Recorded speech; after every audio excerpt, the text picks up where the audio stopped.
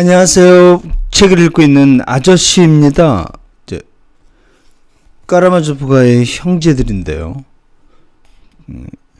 3부 8장 미자 첫 번째 상인 삼소노프 이렇게 되어 있습니다. 자, 한편 드미트리 구르세니카이가 새로운 생활을 향해 날아가면서 자기의 마지막 인사를 전해달라고 부탁했고, 또 자기가 사랑을 바쳤던 짧은 한순간을 한평생 잊지 말아 달라고 당부한 바로 그 상대방인 드미트리 뾰드로비치는 그때 그녀에게 일어난 변화에 대해서는 아무것도 모른 채 열병과 같은 흥분과 초조 속에서 허둥거리고 있었다. 그는 나중에 자신도 말한 바와 같이 지난 이틀 동안 상상할 수조차 없는 심적 상태에 놓여 있었기 때문에 이러다간 내막염이라도 앓을까 염려될 지경이었다. 전날 아침 알료샤는 끝내 그를 찾아낼 수 없었고, 따라서 이반도 같은 날 음식점에서 계획했던 형과의 회견을 이루지 못하고 말았다. 그가 하숙하고 있는 집 사람들이 그의 명령에 쫓아 그의 행방을 아무에게도 말해주지 않았기 때문이었다. 뒷날 자기 자신이 표현한 바와 같이 그는 이 이틀 동안 운명과 싸워 자기 자신을 구하기 위해 문자 그대로 사면팔방으로 뛰어돌아다녔야만 했다. 그뿐 아니라 그에게 있어서 비록 단 한순간이나마 구르세니카의 감시를 소홀히 한다는 것은 지극히 두려운 일이었음에도 불구하고 그는 어떤 긴급한 용무 때문에 몇 시간 동안 읍내를 떠나 있기까지 했던 것이다. 이 모든 일은 그 뒤의 기록의 형태로 아주 상세하게 밝혀지게 되었지만, 지금 여기서는 그의 운명 위에 벼락처럼 떨어져 내려온 그 무시무시한 파국이 있기 직전의 이틀 동안, 즉 그의 생애에 있어서 가장 무서운 이틀 동안에 일어난 일들 중에서 특히 필요한 부분만을 사실대로 간단히 적어보기로 하겠다. 구르세니카가 비록 한순간이나마 그를 진정으로 사랑했다는 말은 어디까지나 사실이었다. 그러나 또한 그를 괴롭힌 것도 사실이어서 그녀는 때로는 잔인하고 무자비할 정도로 그를 괴롭히곤 했다. 무엇보다도 그에게 가장 고통스러웠던 것은 여자의 속마음을 전혀 추측할 수 없었던 점이다. 그녀의 비위를 맞추거나 또는 강압적인 방법으로 정복하는 것 역시 불가능한 일이었다. 그런 방법으로는 그녀가 굴복은커녕 오히려 등을 획 돌려버리리라는 것을 그는 이미 너무나도 잘 알고 있었다. 그 당시 그는 구르세니카에 관하여 지극히 당연한 의아심을 품고 있었는데, 그것은 그녀 역시 마음속으로 그 어떤 투쟁을 겪고 있는 것이 아닐까, 무엇을 몹시 망설이고 있어서 어떤 일을 단행하려고 마음은 먹고 있으면서도 결심을 못하고 있는 것이나 아닌가 하는 점이었다. 따라서 그는 이런 심경 아래에 있는 그녀가 틀림없이 자기처럼 정욕에 불타는 사내를 증오하리라는 생각을 할 때마다 가슴이 덜컥 내려앉는 듯한 충격을 느꼈던 것이다. 그것은 아주 근거 없는 일은 아니었으며 아마도 그러한 걱정은 사실이었을 것이다. 그러나 그로서는 구르세니카가 과연 무엇을 고민하고 있는 것인지 전혀 알 수가 없었다. 그에게 고통을 주는 모든 문제는 결국 그 여자가 자기, 즉 미자를 택할 것인가 아니면 아버지 표도르를 택할 것인가라는 두 가지 의문으로 귀결되는 것이었다. 말이 나온 김에 여기서 하나의 확고한 사실을 진술해 둘 필요가 있을 것 같다. 그의 아버지 표도르가 구르세니카에게 정식 결혼을 제의하리라는 것을 굳게 믿어 의심치 않았다. 다 늙어 빠진 호색하니 단지 3,000 루블이라는 돈만으로 여자를 낚는데 성공하리라고는 도저히 믿을 수 없는 일이었다. 미자가 이런 결론을 내린 것은 구르세니카의 사람됨이나 성격을 너무나도 잘 알고 있었기 때문이다. 따라서 그녀의 모든 망설임을 단지 아버지와 아들 두 사람 중 어느 쪽을 택할 것인가, 또 어느 쪽이 자기에게 유리할 것인가 하는 것을 결정치 못하는 데서 생기는 것이라고 이따금 미자가 생각한 것도 결코 무리가 아니었다. 그리고 문제의 그 장교, 즉 구르세니카의 생애에 결정적인 영향을 주었으며 구르세니카가 그렇게도 흥분과 공포 속에서 도착을 기다리고 있던 그 사나이에 관한 생각은 이상하게도 이 며칠 동안 전혀 그의 머리에 떠오른 일조차 없었다. 물론 구르세니카가 요즘 그 사나이에 대해서 미자에게 한마디도 입 밖에 내지 않은 것은 사실이지만 그녀가 이미 한 달 전에 옛날의 유혹자로부터 편지를 받았다는 것은 그도 잘 알고 있었고, 또한 편지의 내용까지 상세히 알고 있었다. 처음 구르세니카가 문득 짓궂은 생각에서 그에게 그 편지를 보여주었을 때 그는 그 편지를 별로 대수롭게 여기지 않았다. 그것을 보고 그녀는 놀라지 않을 수 없었다. 그 이유를 설명하기란 쉬운 일은 아니지만 어쩌면 이 여자를 둘러싼 아버지와의 추악하고 무서운 싸움에 너무나 시달리고 지쳐 있었기 때문에 적어도 이 순간만은 이보다 더 무섭고 더 위험한 사태가 일어나리라고는 꿈에도 상상치 못했을 것이더라.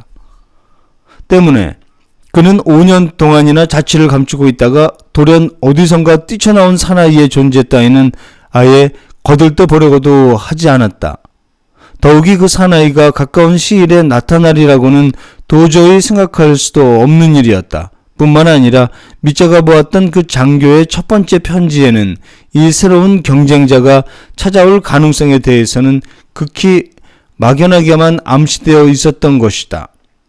그 편지의 내용이 전체적으로 보아 너무나 모호하고 과장적이며 또한 감상적인 어휘로 가득 차 있었기 때문이다. 여기서 한 가지 지적해 두거니와 그때 구르세니카는 그 사나이의 도착 예정일을 좀 더 상세하게 기록한 편지지의 마지막 몇 줄을 미자에게 숨기고 보여주지 않았다. 뿐만 아니라 미자는 시베리아에서 보내온 그 편지에 대해서 그 순간 구르세니카의 얼굴에 오만한 멸시의 빛이 떠오른 것을 재빨리 알아챌 수 있었다. 그 뒤 이 새로운 경쟁자와 구르세니카 사이의 관계가 어떻게 진척되었는가에 관해 그녀는 전혀 말해주지 않았으므로 점차 시간이 경과됨에 따라 미자는 그 장교의 존재를 까마득히 잊어버리고 말았던 것이다. 그는 단순히 이렇게만 생각하고 있었다. 즉 앞으로 무슨 일이 일어나든지 간에 또 정세가 어떻게 변하든지 간에 아버지 표도르와의 최후의 충돌이 이미 눈앞에 닥쳐온 이상 무엇보다도 먼저 이 문제부터 해결해야만 했다. 그는 가슴이 미어지는 것 같은 심정으로 구르세니카의 결심을 초조하게 기다리고 있었다. 그리고 그 결심은 그 어떤 정신적인 충격에 의해 돌발적으로 이루어질 것이라고 굳게 믿고 있었다. 만약 그녀가 느닷없이 나를 어디로든지 데려가 주세요. 나는 영원히 당신 것이에요. 라고 말한다면 모든 일은 그것으로 끝을 맺는 것이다.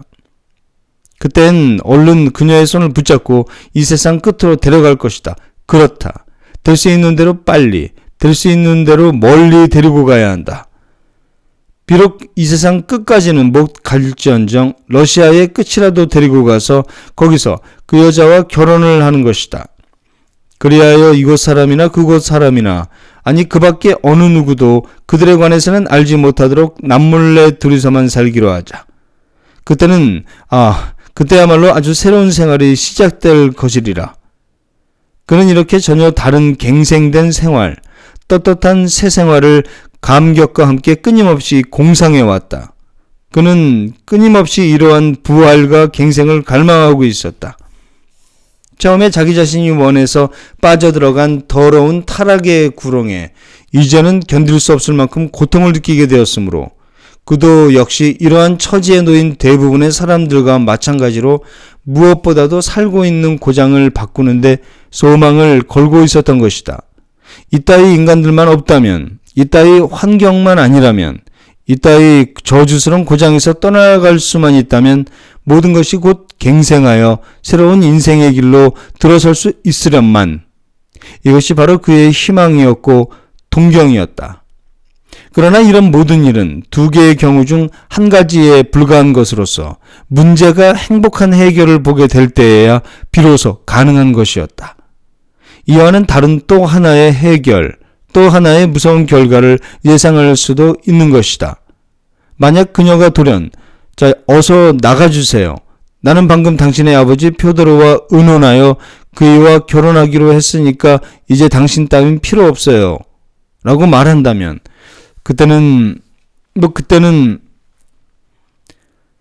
그러나 그때는 어떻게 할 것인지 미자는 자기 자신도 모르고 있었다. 그리고 최후의 순간까지도 그는 아무런 대책도 없이 있었던 것이다. 이 점은 그를 위해 밝혀둘 필요가 있다. 그는 이렇다 할 결정적인 계획은 하나도 갖고 있지 않았다. 더구나 범죄 행위 같은 건 실제로 전혀 고려하지 않았던 것이다. 그는 밀정처럼 뒤를 쫓아다니며 감시하느라고 괴로워하고 있었으나 그러면서도 자신의 운명이 행복스러운 해결을 보리라는 첫째 경우를 예상하고 거기에 대한 준비만을 서두르고 있었다. 뿐만 아니라 그는 그 밖에 온갖 상념을 억지로 물리치려고까지 했다. 그러나 이때 그와는 전혀 다른 종류의 근심거리가 이미 싹트고 있었다. 전혀 새롭고 우발적인 그러나 역시 치명적이고 도저히 해결할 길이 없는 곤란한 일이 발생했던 것이다. 그것은 다름이 아니라 만약에 그루세니카가 나는 당신의 것이에요. 나를 데리고 어디로든지 달아나 주어요. 라고 말한다면 과연 그는 어떻게 데리고 가야 할 것인가? 그것을 결행하는 데 필요한 수단, 즉 돈을 어디서 구한단 말인가? 하는 문제였다. 그때까지 수년 동안 뾰도르에게서 받아오던 돈이 바로 이때 한 푼도 없이 다 떨어져 버렸기 때문이다. 물론 구르세니카는 돈을 가지고 있지만 이 점에 관해서는 갑자기 그의 마음에 어마어마한 자존심이 생겨났다. 그는 여자의 돈을 쓰지 않고 자신의 힘으로 여자를 데리고 달아나서 자신의 돈으로 새로운 생활을 꾸미고 싶었던 것이다. 따라서 여자의 돈을 쓴다는 것은 생각조차 할 수 없는 일이었다. 그런 일은 생각만 해도 괴로울 정도로 혐오감이 솟구쳐 올랐다. 그러나 여기서는 이 사실을 설명하거나 분석하는 따위 일은 그만두기로 하고 다만 그 당시 그의 심경이 어떠하였는가 하는 것만을 말해두기로 하겠다. 그렇잖아도 그가 치사스러운 방법으로 착복한 까체리나 이바노브나의 돈에 대해 느끼는 남모르는 양심의 가책에서 자연히 이러한 생각이 생긴다는 것은 얼마든지 있을 수 있는 일이다. 나는 이미 한쪽 여자에 대해서 비열한 놈이 되었는데 또다시 그런 일을 저지르면 다른 한쪽 여자에 대해서까지도 비열한 놈이 되고 말 게 아닌가. 뒤에 그 자신이 고백한 것처럼 당시 그는 이렇게 생각이 되고 말 게 아닌가. 다시 갔네요. 당시 그는 이렇게 생각했던 것이다. 또한 구르세니카만 해도 이런 사실을 알면 그따위 비열한 사내는 상대도 않겠다고 할 것이다. 그렇다면 이 돈을 어디서 구할 것인가? 만약 돈을 마련하지 못하면 그때는 모든 일이 망쳐져 버리고 말 것이며 아무런 일도 할 수 없게 될 것이 틀림없었다. 그것도 돈이 없다는 단 한 가지 이유 때문에. 그렇게 된다면 이 얼마나 수치스러운 일이야. 미리 말해두지만 그는 이 돈을 어디서 마련할 것인지를 아마 벌써부터 알고 있었을 것이다. 아니, 그 돈이 어디에 들어있는지까지도 알고 있었을지 모른다. 그러나 이 문제는 나중에 분명히 밝혀지게 될 것이므로 여기에 대해서 자세한 설명은 하지 않기로 하겠다. 그러나 그의 가장 큰 불행은 바로 이 점에 있었으므로 막연하게나마 몇 마디 설명해 둘 필요가 있을 것이다. 즉 지금도 어떤 곳엔가 들어있을 이 돈을 손에 넣기 위해서는, 이 돈을 손에 넣을 수 있는 권리를 얻기 위해서는 우선 까체리나에게 3,000 루블리를 갚아주어야만 했다. 그렇지 않으면 나는 그야말로 좀도둑, 악당이 되어버린다. 나는 악당으로서 나의 새로운 생활을 시작하고 싶지는 않다. 고 미자는 결심하고 있었던 것이다. 그러니만큼 필요하다면 전 세계를 뒤엎는 일이 있더라도 우선 이 3천 루블의 돈을 까테리나에게 꼭 갚아야겠다고 생각했다. 그가 이 결심을 마지막으로 굳힌 것은 그의 생애에 있어서 가장 바빴던 몇 시간, 즉 이틀 전 저녁길에서 알료샤와 마지막으로 만났을 때의 일이었다. 그것은 바로 구르세니카가 까테리나에게 모욕을 준 그날의 일로서 밑자는 그 이야기를 듣고는 자기야말로 악당임을 자인하고 만약 그것으로 까테리나의 마음이 조금이라도 풀어질 수만 있다면 기꺼이 악당이라는 명칭을 받아들이겠다는 말을 까테리나에게 전하도록 알료샤에게 부탁했던 것이다. 그날 밤 동생 알료샤와 헤어진 뒤 그는 미칠 듯이 흥분한 나머지 이런 생각이 들었다. 누구를 죽이고 강도질을 해서라도 까짜의 돈만은 꼭 갚아야겠다. 세상 사람들이 모두 나를 살인 강도라고 해도 생각해도 좋고 또 시베리아로 유형을 간데도 좋다. 다만 까짜의 입에서 저 사나이는 나를 배반하였을 뿐만 아니라 내 돈을 훔쳐가지고 그 돈으로 떳떳한 생활을 시작한답시고 구르세니카와 도망쳤다라는 말이 나온다는 것은 차마 들을 수 없는 일이다. 그런 짓은 죽어도 할 수 없다. 밑자는 이를 갈면서 이렇게 혼자서 중얼거렸다. 그리고 어떤 때는 이러다가는 정말 내막염이라도 일으킬는지 모른다는 생각이 들 정도였다. 그러면서도 그는 아직 분투를 계속하고 있었다. 그런데 한 가지 이상한 점이 있다. 이렇게 결심한 이상 그에게는 절망밖엔 아무것도 남은 게 없을 것이라고 모두들 생각할 것이다. 그도 그럴 것이 알몸뚱이 하나밖에 없는 그가 3천 루블이라는 큰 돈을 어떻게 갑자기 마련할 수 있겠는가. 그런데도 그는 이 3천 루블이라는 돈이 자기에게 생길 것이라고 하늘에서 뚝 떨어지듯이 저절로 자기 손에 굴러들어올 것이라는 것을 끝내 믿어 의심치 않았다. 사실 드미트리처럼 상속으로 물려받은 돈을 쓸 줄만 알 뿐 돈을 어떻게 버는가에 관해서는 아무런 관념도 갖고 있지 못한 인간에게는 이런 사고방식도 있을 법한 일이다.